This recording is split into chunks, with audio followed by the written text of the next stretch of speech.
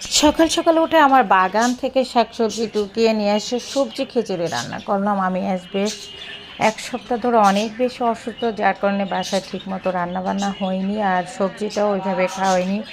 ভাই বোন, আত্মীয় পরিজন এবং প্রতিবেশীরা মাছ মাংস এগুলো দিয়ে গেছে, তো সবজি তো খাওয়াই হয়নি যেহেতু অসুস্থ ছিলাম।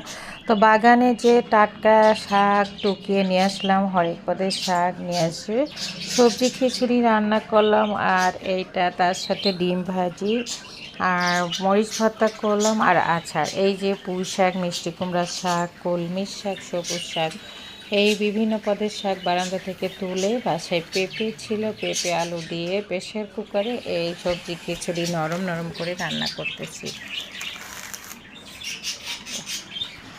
তো কয়দিন ধরে অনেক বেশি ধকল গেল আমার উপরে, রান্না বান্না একদমই করিনি, তো আজ ফার্স্ট টাইম এই যে রান্না করতেছি।